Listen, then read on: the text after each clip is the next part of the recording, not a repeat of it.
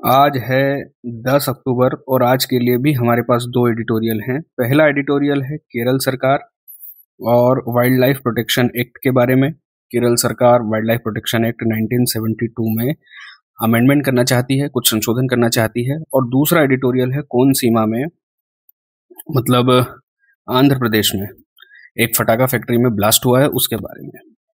तो शुरू से शुरू करते हैं, यानी पहला एडिटोरियल सबसे पहले। तो किताबी भाषा में तो आप यहाँ से पढ़ सकते हैं, लेकिन आसान भाषा में मामला कुछ ऐसा है कि केरल की सरकार वन्यजीव संरक्षण अधिनियम 1972 में संशोधन करना चाहती है। अब ये जो वन्यजीव संरक्षण अधिनियम यानी वाइल्ड लाइफ प्रोटेक्शन एक्ट 1972 जो है, उसको बनाया था देश की संसद ने, और केरल सरकार इस कानून में संशोधन करना चाहती है। अब यहाँ पर दो मामले उठते हैं।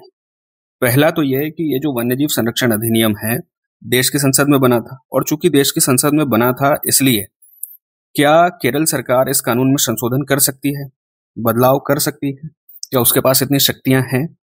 और दूसरा सवाल यह है कि केरल की सरकार संशोधन क्यों करना चाहती है। तो पहले वाले सवाल का सीधा सा जवाब है, और जवाब यह है कि भले ही वन्यजीव संरक्षण अधिनियम 1972 का ये जो वाइल्ड लाइफ प्रोटेक्शन एक्ट है वो केंद्रीय कानून है, देश की संसद में बना था, लेकिन राज्य सरकार के पास भी इसमें संशोधन करने की शक्ति है। कैसे? तो ये जो कानून है यानी वाइल्ड लाइफ प्रोटेक्शन एक्ट 1972, ये बना है वन्य जीवों को लेकर, यानी वाइल्ड लाइफ को लेकर। और वन्य जीव जो सब्जेक्ट है वो है समवर्ती सूची में। अब चूंकि वन्य जीव यानी वाइल्ड लाइफ जो सब्जेक्ट है वो समवर्ती सूची का विषय है, इसलिए इसका मतलब ये हुआ कि इस विषय पर देश की संसद भी कानून बना सकती है और राज्य की विधानसभा भी कानून बना सकती है। जिन्हें समवर्ती सूची के बारे में नहीं पता है वो इसे इस तरह से समझ सकते हैं कि जब हमारे देश का संविधान बन रहा था तो संविधान ने हमारे देश में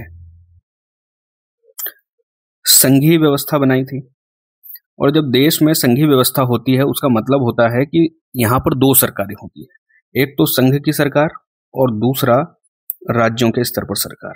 और इन दोनों सरकारों के अपने अपनी शक्तियां होती हैं, अपने अपने अधिकार होते हैं, अपने अपने विषय होते हैं जिन पर ये कानून बना सकते हैं, प्रशासन करते हैं। तो जब संविधान बना तो हमारे देश में संघीय व्यवस्था लागू हुई, दो सरकारें बनी, केंद्र के स्तर पर और राज्य के स्तर पर, दोनों के अपने अपने विषय हैं। और ये विषय लिखे हुए हैं लिस्ट में। एक लिस्ट है संघ की लिस्ट, यानी जिस पर सिर्फ केंद्र सरकार कानून बना सकती है, यानी दिल्ली की सरकार कानून बना सकती है, यानी देश की संसद कानून बना सकती है। और एक लिस्ट है राज्यों की लिस्ट, जिस पर राज्यों की विधानसभा कानून बना सकती है। और एक लिस्ट है समवर्ती सूची, मतलब इसमें जो विषय लिखे हुए हैं इनके ऊपर देश की संसद भी कानून बना सकती है और राज्य की विधानसभा भी कानून बना सकती है। ये जो तीनों लिस्ट हैं वो है संविधान की 7वीं अनुसूची में, और ये अनुसूची है संविधान के अनुच्छेद 246 में, मतलब अनुच्छेद 246 में एक लिंक दिया हुआ है। उस लिंक पर अगर हम क्लिक करेंगे तो हम चले जाएंगे संविधान की 7वीं अनुसूची पर। 7वीं अनुसूची को खोलेंगे तो वहां पर 3 लिस्ट मिलेगी, एक संघ की लिस्ट, एक राज्यों की लिस्ट और एक समवर्ती सूची। समवर्ती सूची के विषयों पर दोनों कानून बना सकते हैं, राज्य की सूची पर राज्य विधानसभा कानून बना सकती है और संघ सूची पर केवल संसद कानून बना सकती है। समवर्ती सूची में अगर कानून में अगर टकराव होता है, यानी कि संसद भी कानून बना देती है और राज्य की विधानसभा भी कानून बना देती है, तो संसद का कानून ज्यादा प्रभावी माना जाता है। और यदि उसमें राज्य की विधानसभा संशोधन करती है तो उसके लिए राष्ट्रपति की स्वीकृति जरूरी होगी, मतलब राष्ट्रपति की स्वीकृति के बिना कानून नहीं बन सकता है।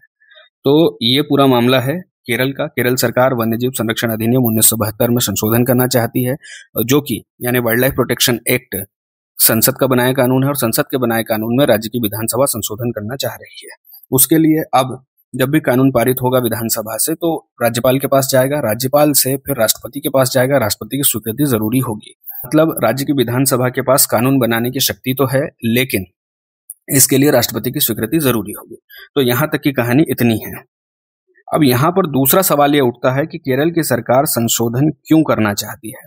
ऐसी कौन सी मुसीबत आन पड़ी है जो केंद्र की सरकार का कानून राज्य की सरकार बदलने के लिए विधेयक ला रही है, संशोधन विधेयक ला रही है। तो ये संशोधन लाया जा रहा है क्योंकि अभी तक जो कुछ शक्तियां केंद्र की सरकार के पास है वन्य जीवों के मामले में, केरल सरकार चाहती है कि उनमें से कुछ शक्तियां केरल की सरकार को मिल जाएं। मतलब केरल की सरकार अपनी कुछ समस्याओं को हल करने के लिए कुछ शक्तियां चाहती हैं। तो सवाल है कि ऐसी कौन सी शक्तियां हैं जो केरल की सरकार चाहती है। तो सबसे पहली शक्ति जो केरल की सरकार चाहती है वो ये है कि राज्य सरकार के पास यह निर्णय लेने की शक्ति हो कि कब कौन सा जानवर वर्मिन बन गया है, और खासकर अनुसूची 2 का पशु। तो केरल की सरकार चाहती है कि उसके पास यह शक्ति हो कि अनुसूची 2 के किसी पशु को वर्मिन घोषित कर सके। यहां पर फिर से 2 सवाल उठते हैं। पहला तो ये कि ये अनुसूची 2 क्या है, और दूसरा सवाल ये कि ये वर्मिन क्या होता है। तो बात कुछ ऐसी है कि वाइल्ड लाइफ प्रोटेक्शन एक्ट 1972 बना था 1972 में। क्यों बनाया गया था? बनाया गया था ताकि वन्य जीवों की रक्षा की जा सके, वन्य जीवों के आवासों की रक्षा की जा सके। अवैध शिकार से सुरक्षा, तस्करी से सुरक्षा, अवैध व्यापार से सुरक्षा। तो 1972 के कानून में क्या हुआ था कि पशुओं को कुछ कैटेगरीज में डिवाइड किया गया था, मतलब क्लासिफिकेशन किया गया था पशुओं का, ताकि उनकी खतरे की स्थिति और सुरक्षा की जरूरतों के हिसाब से उन्हें सुरक्षा प्रदान की जा सके। इसके लिए 6 अनुसूची बनाई थी। मतलब किस जानवर को कितना खतरा है और उसे कितनी सुरक्षा की जरूरत है, इसके हिसाब से जानवरों को, पशुओं को क्लासिफाइड किया गया था, और इसके लिए 6 अनुसूचियां बनाई थी। पहली, दूसरी, तीसरी, चौथी, पांचवी, छठवीं।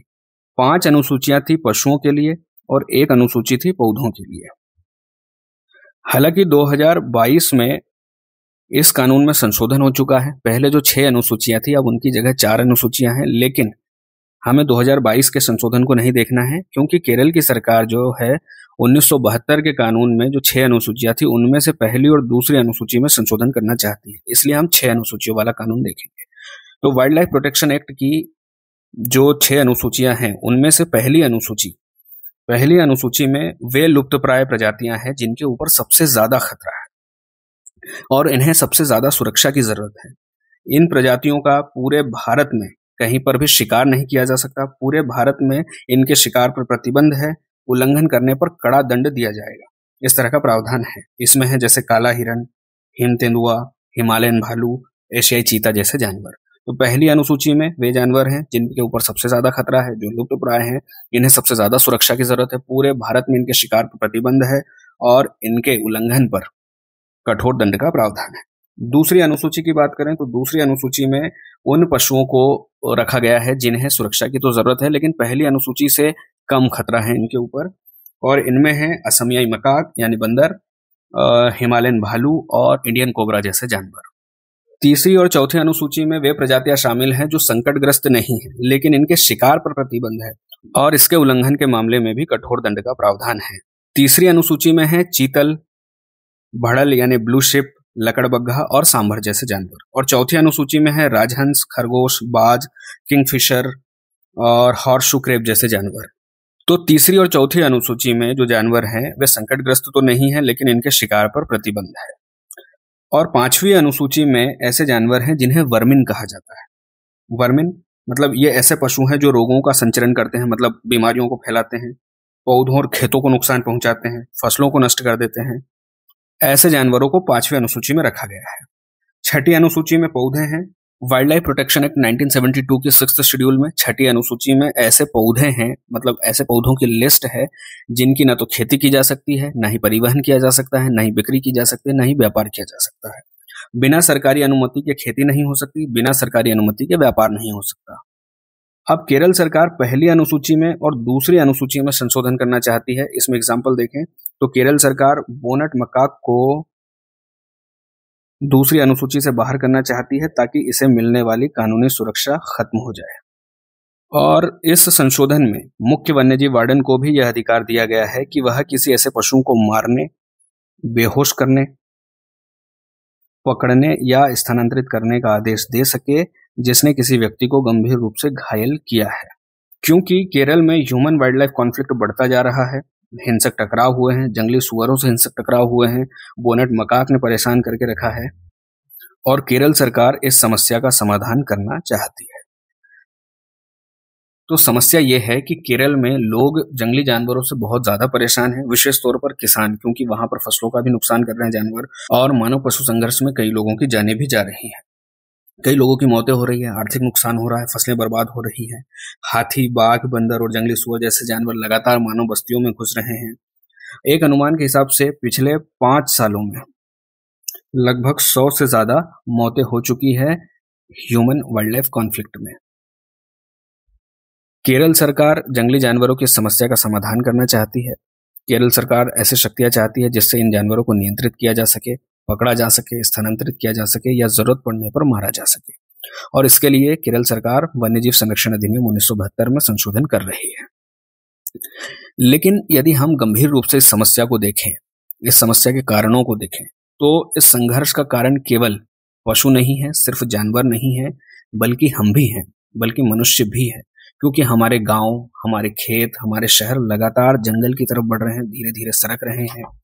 वनों का विनाश हो रहा है, पशुओं के घरों का विनाश हो रहा है। और जब पशुओं के घर खत्म हो जाएंगे तो उनकी आबादी के पास रहने के लिए जगह कम पड़ेगी और वे मानव बस्तियों में ही घुसेंगे और इससे ह्यूमन वाइल्ड लाइफ कॉन्फ्लिक्ट और ज्यादा बढ़ेगा, बढ़ता ही चला जाएगा। इस समस्या का समाधान करने के लिए केंद्र सरकार ने भी अभी तक कोई खास कदम नहीं उठाया है और जिस तरह से हम मानव बस्तियां और मनुष्य लगातार जंगलों की ओर बढ़ रहे हैं, उससे यह समस्या और ज्यादा गंभीर होती जा रही है। इन पशुओं को नियंत्रित करने की या सरल भाषा में कहें तो मारने की या स्थानांतरित करने की या बेहोश करने की जो पावर्स है वो हमेशा से केंद्र सरकार के पास रही है और अब केरल सरकार चाहती है कि उसे भी ये पावर्स मिल जाए। हालांकि ये पूरी जो प्रक्रिया है यानी कि हानिकारक जीव घोषित करने की शक्ति है, उसके लिए कोई पारदर्शी मानदंड नहीं है, कोई स्थापित प्रक्रिया नहीं है, ऐसा कोई प्रोसेस नहीं है कि कब किसी जानवर को वर्मिन घोषित किया जा सकता है, कब मारा जा सकता है, कब स्थानांतरित किया जा सकता है। और यदि इस तरह की पावर राज्य सरकार को मिलती है तो यह प्रक्रिया और ज्यादा अपारदर्शी हो जाएगी और ज्यादा खतरनाक हो जाएगी और जंगली जानवरों के लिए विशेष तौर पर इससे खतरा पैदा हो सकता है। तो सबसे पहले तो इस तरह की एक प्रक्रिया, एक इस तरह की व्यवस्था स्थापित होनी चाहिए जिससे यह तय किया जा सके कि इस तरह की परिस्थितियां कैसे उत्पन्न हुई हैं। और जानवरों को नियंत्रित करने से पहले यह देखना चाहिए कि क्या सारे गैर घातक विकल्प यानी पशुओं को नुकसान पहुंचाए बगैर जो भी प्रयास किए जा सकते थे पशुओं को कंट्रोल करने के, वे आजमाए जा चुके हैं। यदि उसके बाद भी समस्या है तब जाकर कहीं कठोर एक्शन लिया जाना चाहिए, लेकिन उससे पहले यह तय कर लिया जाना चाहिए कि यह स्थितियां कैसे उत्पन्न हुई है, ये परिस्थिति कैसे उत्पन्न हुई है, कैसे जानवर और मानव एक दूसरे के सामने खड़े हुए हैं और क्या इन्हें नियंत्रित करने के लिए गैर घातक विकल्प अपनाए जा चुके हैं। उसके बाद ही कोई कठोर कदम उठाया जाना चाहिए। केंद्रीय अधिनियम की धारा 62 यानी कि वाइल्ड लाइफ प्रोटेक्शन एक्ट 1972 की धारा 62 केंद्र सरकार को शक्ति देती है कि किसी जानवर को वर्मिन घोषित किया जाए या नहीं। और अभी तक केंद्र सरकार ने इस पावर का उपयोग बहुत कम किया है, मतलब जानवरों के खिलाफ अंधाधुंध कार्रवाई नहीं हुई है। और यदि राज्य सरकारों के पास भी यह शक्ति पहुंच जाती है, राज्य सरकारों को भी यह पावर मिल जाती है, तो निश्चित तौर पर साफ दिखाई दे रहा है कि वाइल्ड लाइफ के खिलाफ, जंगली जानवरों के खिलाफ खतरा बढ़ सकता है। जैसा कि हमने देखा था कि वन्यजीव संवर्ती सूची का विषय है, इस पर राज्य सरकार भी कानून बना सकती है, देश की संसद भी कानून बना सकती है, लेकिन राज्य का कानून अगर केंद्रीय अधिनियम से असंगत होता है तो उन्हें राष्ट्रपति की स्वीकृति लेनी ही होगी। वाइल्ड लाइफ सब्जेक्ट की बात करें तो 42वें संविधान संशोधन अधिनियम 1976 में इस सब्जेक्ट को राज्य सूची से निकालकर संवर्ती सूची में स्थानांतरित कर दिया था। मतलब 1976 से पहले वाइल्ड लाइफ राज्य सूची का विषय था और 42वें संविधान संशोधन के बाद, जो कि 1976 में हुआ था, वन्य जीव संवर्ती सूची का विषय बन गया। और तब से अब तक यह स्थिति है कि इस पर केंद्र सरकार, राज्य सरकार दोनों कानून बना सकती हैं। मतलब दोनों के पास ये पावर है कि वन्य जीवों को लेकर कानून बना सके और जब भी अगर दोनों के कानूनों में कुछ टकराव होता है तो उसके लिए केंद्र सरकार का कानून प्रभावी माना जाता है और यदि राज्य सरकार उसमें संशोधन करती है तो उन्हें राष्ट्रपति की स्वीकृति लेनी होती है। तो अभी तक कहानी यह है कि केरल में वाइल्ड लाइफ और ह्यूमन कॉन्फ्लिक्ट बढ़ता जा रहा है। उस समस्या को समाधान करने के लिए केरल सरकार चाहती है कि पशुओं को नियंत्रित किया जाए, केरल सरकार के पास शक्तियां हो ताकि उन्हें वर्मिन घोषित किया जा सके, ताकि जरूरत पड़ने पर उन्हें स्थानांतरित किया जा सके, एक जगह से दूसरी जगह भेजा जा सके, बेहोश किया जा सके या फिर जरूरत पड़ने पर आक्रामक पशु को मारा जा सके, जो पावर अभी तक सिर्फ केंद्र सरकार के पास है। केंद्र सरकार को पावर मिली थी 1972 के कानून से। 1972 का कानून यानी वाइल्ड लाइफ प्रोटेक्शन एक्ट 1972 से, सेक्शन 62 से।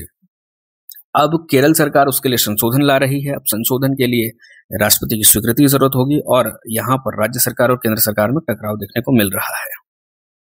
अब समस्या गंभीर है, लेकिन इस समस्या का समाधान करते हुए कुछ बातों को ध्यान रखना है। क्या बातें ध्यान रखनी है?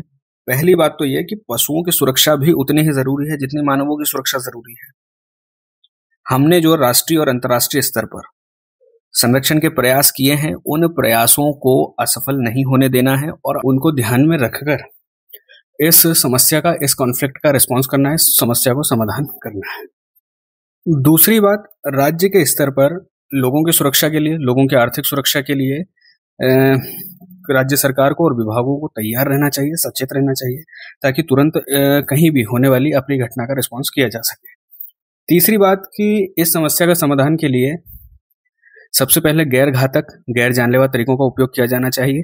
यदि फिर भी समस्या बड़ी हो गई है, समस्या इस तरह से नहीं सुलझ रही है, तब जाकर कहीं कठोर एक्शंस लिए जाने चाहिए, लेकिन उसके पहले यह सुनिश्चित कर लिया जाना चाहिए कि गैर घातक तरीकों का हर संभव प्रयास किया जा चुका है। और चौथा, एक सह अस्तित्व की भावना का विकास किया जाना चाहिए, ताकि एक ही जगह पर, एक ही पर्यावरण में लोग भी रह सके, मनुष्य भी रह सके और जंगली जानवर भी रह सके। सही बात तो यह है कि इस तरह की समस्या में एक से ज्यादा पहलू जुड़े हुए होते हैं। कैसे? जैसे एक पहलू है मनुष्यों की सुरक्षा का, दूसरा पशुओं की सुरक्षा का, तीसरा आर्थिक सुरक्षा और चौथा केंद्र सरकार के और राज्य सरकार के अपने अपने अधिकार और अपने अपने कानून बनाने की शक्तियां। तो मानवों को यह समझना होगा कि हम, यानी मनुष्य, हम लोग वनों को खत्म कर रहे हैं, जंगलों को काटते हुए हम खेत बना रहे हैं, घर बना रहे हैं, बस्तियां बना रहे हैं, शहर बना रहे हैं, और पशु उन बस्तियों में, शहरों में घुस रहे हैं।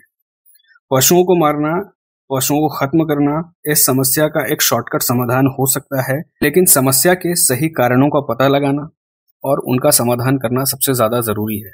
वरना इस तरह की घटनाएं होती रहेगी, ह्यूमन वाइल्ड लाइफ कॉन्फ्लिक्ट बढ़ता रहेगा और इस तरह से पशुओं को मारना भी जारी रहेगा। यदि हम इस शॉर्टकट का उपयोग करते हैं तो, यानी कि पशुओं को मारना जारी रखते हैं, तो सही समाधान किया जाना जरूरी है, उनके आवासों की सुरक्षा की जानी जरूरी है। इसके लिए सबसे पहले पशुओं के आवासों को पुनर्स्थापित करना होगा, रिफॉरेस्टेशन करना होगा, जंगल लगाने होंगे, ताकि मानव की बस्तियों में कोई भी जानवर न घुसने पाए। दूसरा, मानव बस्तियों और जंगल के बीच में बफर जोन बनाना होगा। तीसरा, वन्यजीव गलियारे बनाने होंगे, ताकि एक जंगल से, यानी एक जगह से दूसरे जगह पर पशु आ और जा सके बिना किसी रोक टोक के, बिना किसी नुकसान के। तीसरा, हमें ऐसा इंफ्रास्ट्रक्चर बनाना होगा जिससे पशु इन रोड्स को, रेलवे ट्रैक्स को आराम से क्रॉस कर सके बिना किसी एक्सीडेंट के। अक्सर ऐसा होता है कि जानवर रोड क्रॉस करने में या फिर रेलवे ट्रैक्स क्रॉस करने में नुकसान हो जाता है, उनकी मौत हो जाती है, हादसों का शिकार हो जाते हैं। अगली बात यह है कि पशुओं को सड़कों पर खाना नहीं दिया जाना चाहिए। अक्सर पशु इस खाने की तलाश में सड़कों पर आते हैं और एक्सीडेंट का शिकार हो जाते हैं। हमारे घरों के आसपास हम रोशनी या अलार्म्स लगा सकते हैं, ताकि इनसे सुरक्षा सुनिश्चित की जा सके, हमारी खुद की भी और पशुओं की भी। इलेक्ट्रिक फेंस लगाया जा सकता है, जीपीएस ट्रैकिंग कैमरा और सेंसर्स का उपयोग किया जा सकता है, लोगों को शिक्षित किया जा सकता है और एक रिस्पांस टीम बनाई जा सकती है। राज्य सरकार की ओर से इस तरह के प्रयास किए जा सकते हैं, विभागों की ओर से इस तरह के प्रयास किए जा सकते हैं। तुरंत प्रतिक्रिया होगी तो पशुओं को भी पकड़ा जा सकेगा, लोगों की सुरक्षा भी सुनिश्चित की जा सकेगी और सबसे बड़ी बात, पशुओं की सुरक्षा भी सुनिश्चित की जा सकेगी। तो एडिटोरियल में इतनी ही बातें थी। कहानी वही है, एक बार फिर से की पॉइंट्स में देख लेते हैं। केरल सरकार वन्यजीव संरक्षण अधिनियम में संशोधन करना चाहती है। 1972 का कानून है वन्यजीव संरक्षण अधिनियम, देश की संसद ने बनाया था। क्यों बनाया था? वन्यजीवों की सुरक्षा के लिए, वन्यजीवों के आवासों की सुरक्षा के लिए। अब केंद्र सरकार 2025 में राज्य स्तर का एक संशोधन लाई है, यानी कि केंद्र सरकार के कानून में राज्य सरकार संशोधन करना चाहती है, ताकि राज्य सरकार को भी अधिकार मिल सके, ताकि वन्यजीव और मानव संघर्ष, वाइल्ड लाइफ और ह्यूमन कॉन्फ्लिक्ट की समस्या का समाधान किया जा सके।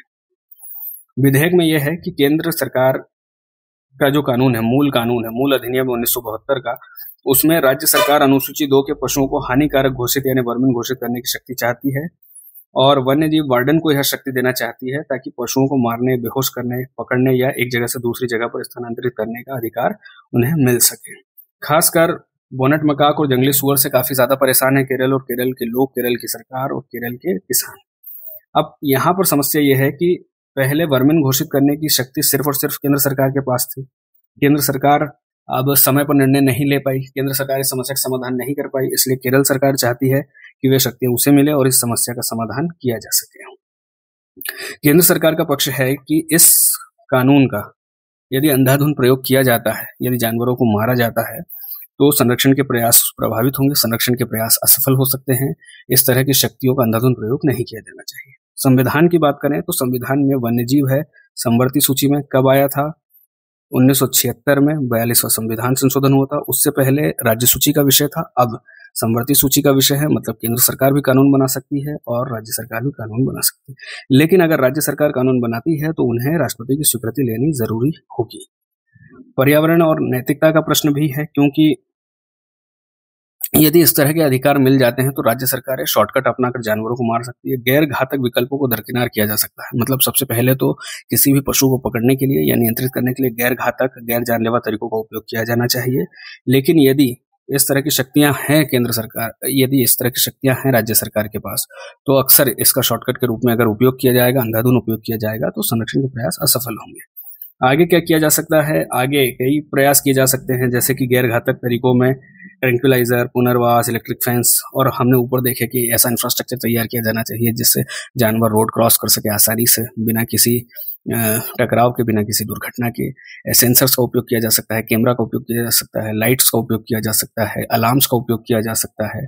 लोगों को भी इसके लिए शिक्षित किया जा सकता है ताकि एक सहअस्तित्व की भावना का विकास किया जा सके। तो निष्कर्ष यही है कि समस्या का समाधान करना जरूरी है और सबसे पहले इसके मूल कारणों का पता लगाया जाना जरूरी है और उनका समाधान किया जाना जरूरी है, ताकि यह संघर्ष आगे न बढ़े और जानवरों की सुरक्षा भी की जा सके। मेंस के लिए सवाल हो सकता है कि केरल वन्यजीव संरक्षण संशोधन विधेयक 2025 संघीय ढांचे और पर्यावरण संरक्षण के बीच उत्पन्न तनाव को दर्शाता है। तो ये जो भी समस्या है, ह्यूमन और वाइल्ड लाइफ कॉन्फ्लिक्ट की समस्या, उसका समाधान करने के लिए केरल सरकार वाइल्ड लाइफ संरक्षण एक्ट में संशोधन करना चाहती है और उस संशोधन से कुछ पावर्स अपने लिए चाहती है। लेकिन इससे दो समस्या उत्पन्न हो रही है। एक तो संघीय ढांचे की समस्या, क्योंकि जो पावर्स अभी तक सिर्फ केंद्र सरकार के पास है, अब राज्य सरकार भी उसका पावर को चाहती है। हमने देखा है कानून में क्या समस्याएं हैं। और दूसरा, पर्यावरण संरक्षण को लेकर भी तनाव उत्पन्न है। कैसे? क्योंकि पशुओं को मारना, नियंत्रित करना, स्थलांतरित करना एक शॉर्टकट सॉल्यूशन है, लेकिन इसका दीर्घकालिक समाधान तो यही हो सकता है कि मूल कारणों का पता लगाया जाए। जैसे कि सबसे बड़ा कारण तो यही है कि जंगलों का विनाश किया जाना, पशुओं के आवासों का विनाश किया जाना। और यदि इस समस्या का समाधान नहीं होता है तो पर्यावरण के संरक्षण के प्रयास असफल होंगे, पशुओं के संरक्षण के प्रयास असफल होंगे और ये शॉर्टकट पशुओं के लिए खतरा बन सकता है। तो इन दोनों बातों को हमें इस सवाल के जवाब में लिखना है। एमसीक्यू में पहला सवाल है कि एनवायरमेंट प्रोटेक्शन एक्ट यानी कि पर्यावरण संरक्षण अधिनियम 1986 के संबंध में निम्नलिखित कथनों पर विचार कीजिए। पहला स्टेटमेंट है कि यह अधिनियम भोपाल गैस त्रासदी के बाद पारित हुआ था। बिल्कुल सही है, भोपाल गैस त्रासदी हुई थी, उसके बाद ही इस अधिनियम को बनाया गया था। दूसरा सवाल है कि यह अधिनियम केंद्र सरकार को पर्यावरण की सुरक्षा हेतु नियम बनाने की शक्ति देता है। बिल्कुल सही बात है। तीसरा, इस अधिनियम के तहत कोस्टल रेगुलेशन जोन नोटिफिकेशन जारी किए जाते हैं। बिल्कुल सही बात है। CRZ notification environment protection act 1986 के तहत ही जारी किए जाते हैं। चौथा सवाल, इस अधिनियम के अंतर्गत नेशनल एनवायरमेंट ट्रिब्यूनल का गठन किया गया था? नहीं, नेशनल एनवायरमेंट ट्रिब्यूनल को बनाया गया था 1995 में, इस अधिनियम के तहत नहीं बनाया गया था। तो पहला, दूसरा और तीसरा सही है, यानी ऑप्शन ए सही है। दूसरा सवाल है कि वाइल्ड लाइफ प्रोटेक्शन एक्ट 1972 के संबंध में निम्नलिखित कथनों पर विचार कीजिए। पहला स्टेटमेंट है कि यह अधिनियम केंद्र को और राज्य सरकार, मतलब दोनों को, वन्यजीव अभ्यारण्यों की अधिसूचना का अधिकार देता है। वन्यजीव अभ्यारण्य ने वाइल्ड लाइफ सेंचुरीज की अधिसूचना का अधिकार देता है। बिल्कुल सही है। दूसरा, यह अधिनियम, मतलब इस अधिनियम के अंतर्गत पशुओं और पक्षियों को 6 अनुसूचियों में वर्गीकृत किया गया है। बिल्कुल सही बात है, 6 अनुसूचियां हमने पढ़ भी ली हैं। तीसरा स्टेटमेंट है कि इस अधिनियम के तहत national board of wild life का गठन किया गया है। National board for wild life का गठन वाइल्ड लाइफ प्रोटेक्शन एक्ट 1972 के अंतर्गत ही किया गया है। बिल्कुल सही बात है। और चौथा है कि इस अधिनियम के तहत केवल वन्य प्राणियों की रक्षा का प्रावधान है, पौधों का नहीं। गलत, पौधों का भी प्रावधान है। एक लिस्ट हमने देखी थी 6th शेड्यूल, उसमें पौधों को शामिल किया गया है। तो चौथा स्टेटमेंट गलत है, पहला, दूसरा, तीसरा सही है। तीसरा, फॉरेस्ट कंजर्वेशन एक्ट 1980 के संबंध में निम्नलिखित कथनों पर विचार कीजिए। पहला स्टेटमेंट है कि इसका मुख्य उद्देश्य वन भूमि को गैर वन कार्यों में बदलने पर नियंत्रण रखना है। बिल्कुल सही बात है। दूसरा स्टेटमेंट, इस अधिनियम के अंतर्गत केंद्र सरकार की अनुमति के बिना कोई भी वन भूमि हस्तांतरित नहीं की जा सकती। ये भी सही है। तीसरा, यह अधिनियम भारतीय संविधान की समवर्ती सूची के अंतर्गत आता है। हमने देखा था कि वन और वन्य जीव, फॉरेस्ट और वाइल्ड लाइफ दोनों समवर्ती सूची में है। 42वां संविधान संशोधन हुआ था 1976 में। उससे पहले राज्य सूची के विषय थे, लेकिन उसके बाद से समवर्ती सूची के विषय हैं। मतलब राज्य सरकार भी कानून बना सकती है और देश की संसद भी कानून बना सकती है। चौथा स्टेटमेंट है कि इस अधिनियम के तहत राज्य सरकारों को वन भूमि के उपयोग के लिए स्वतंत्र अधिकार दिया गया है, नहीं दिया गया है। ये गलत है। पहला, दूसरा, तीसरा सही है। ऑप्शन बी सही है। चौथा सवाल, air prevention and control of pollution act 1981 के बारे में निम्नलिखित कथन सही है या नहीं। मतलब हमें बताना है कौन से सही है। तो पहला स्टेटमेंट है कि अधिनियम भारत में जलवायु परिवर्तन से संबंधित पहला कानून था। जलवायु परिवर्तन से संबंधित कानून नहीं है, एयर पोल्यूशन से संबंधित कानून है। दूसरा स्टेटमेंट, इस अधिनियम के तहत केंद्रीय और राज्य प्रदूषण नियंत्रण बोर्ड गठित किए गए हैं। जी, सेंट्रल पोल्यूशन कंट्रोल बोर्ड और राज्य के पोल्यूशन नियंत्रण बोर्ड इसी के तहत गठित किए गए हैं। और तीसरा स्टेटमेंट है कि 1987 में 1987 के संशोधन के बाद इस अधिनियम में औद्योगिक संयंत्रों को प्रदूषण प्रमाण पत्र देना अनिवार्य हुआ है। बिल्कुल सही बात है। पहला गलत है, दूसरा सही है, तीसरा सही है। चौथा, इस अधिनियम का उद्देश्य ओजोन परत की सुरक्षा संबंधित है। यह भी सही है। दूसरा, तीसरा, चौथा सही है। इस एडिटोरियल से आखिरी सवाल, बायोलॉजिकल डाइवर्सिटी एक्ट यानी कि जैव विविधता संरक्षण अधिनियम 2002 के संबंध में निम्नलिखित कथनों पर विचार कीजिए। पहला स्टेटमेंट, यह अधिनियम संयुक्त राष्ट्र के convention on biological diversity earth summit 1992 से संबंधित है का अनुपालन में पारित किया गया था। बिल्कुल सही है। दूसरा, इस अधिनियम के तहत नेशनल बायोडाइवर्सिटी अथॉरिटी और स्टेट बायोडाइवर्सिटी अथॉरिटी की स्थापना हुई थी। बिल्कुल सही है। तीसरा, यह अधिनियम विदेशी कंपनियों को भारतीय जैव संसाधनों के उपयोग पर रोक लगाता है। बिल्कुल सही है। चौथा स्टेटमेंट, अधिनियम में जैविक संसाधनों के लाभ साझेदारी यानी कि प्रॉफिट शेयरिंग का प्रावधान है। बिल्कुल सही बात है। पांचवा, अधिनियम का प्रवर्तन 2010 में हुआ था, नहीं 2003 में हुआ था। मतलब लागू कब हुआ था? 2003 में लागू हुआ। दूसरा एडिटोरियल है कौन सीमा में, आंध्र प्रदेश में कौन सीमा जिला है और कौन सीमा जिला में है बी साबरम गांव। बी साबरम गांव में कुछ पटाखा फैक्ट्रियां हैं, कुछ पटाखा इकाइयां हैं। लगभग 18 पटाखा निर्माण इकाइयां हैं और इनमें से एक में हो चुका है ब्लास्ट। 8 लोगों की जानें चली गई हैं। कुछ समय पहले सुरक्षा ऑडिट हुआ था, उस समय किसी भी प्रकार की इरेगुलरिटीज नहीं मिली थी, और मिली भी थी तो उन्हें या तो नजरअंदाज कर दिया गया था या फिर किसी लाभ के बदले छोड़ दिया गया था और लाइसेंस जारी किए गए थे। अब जब ब्लास्ट हो चुका है उसके बाद यहाँ पर पटाखा निर्माण पर कुछ समय के लिए प्रतिबंध लगा है, मतलब 3 दिनों के लिए प्रतिबंध लगा है और नया सुरक्षा ऑडिट किए जाने के आदेश दिए हैं। कौन सीमा में पटाखा विनिर्माण इकाइयां तो हैं और उसके अलावा थोक विक्रेता भी हैं। और कौन सीमा में जो पटाखा निर्माण उद्योग है वो मौसमी गतिविधि है, मतलब जब भी डिमांड ज्यादा होती है तब कुछ इकाइयां यहाँ पर पटाखा बनाती हैं। साल भर काम नहीं चलता है, जैसे कि तमिलनाडु में चलता है। तमिलनाडु में वर्ष भर काम होता है पटाखा निर्माण का, लेकिन यहाँ पर पटाखा निर्माण मौसमी गतिविधि है कुछ समय के लिए। जैसे दिवाली के पहले कुछ इकाइयां चालू होती हैं, पटाखा बनाती है, बेचती हैं, बंद हो जाती हैं। तो इस तरह का काम यहाँ पर चलता है। जो लोग मर गए हैं उनकी पहचान नहीं हो पा रही है, इसका मतलब है कि यहाँ पर रिकॉर्ड कीपिंग खराब थी, पता नहीं था कि अंदर कौन है। और जो 8 लोग मरे हैं उनकी अभी तक पहचान नहीं हो पाई है। चिंता की बात यह है कि ये जो कोनसीमा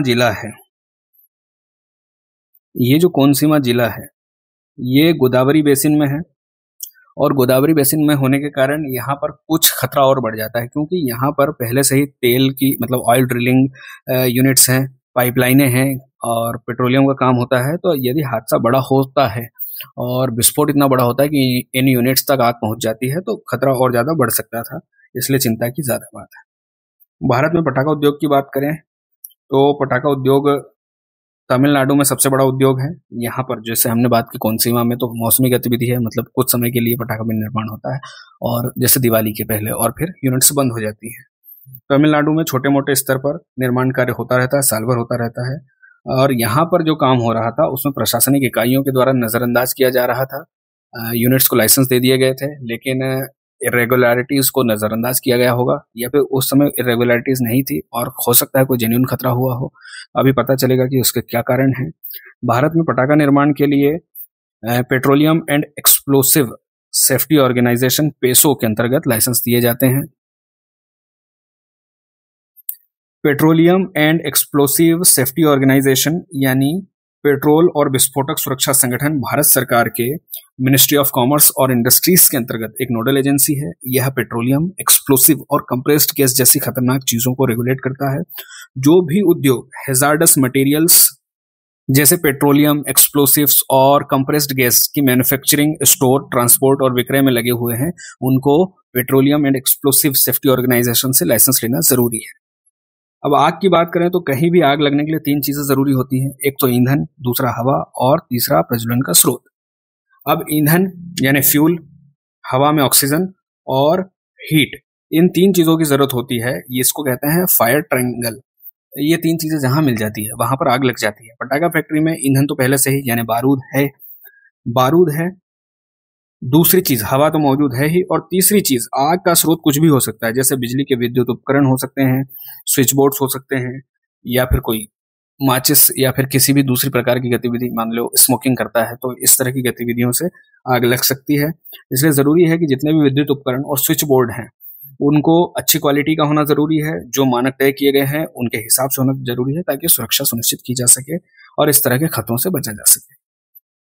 तो बस यही घटना है पूरी।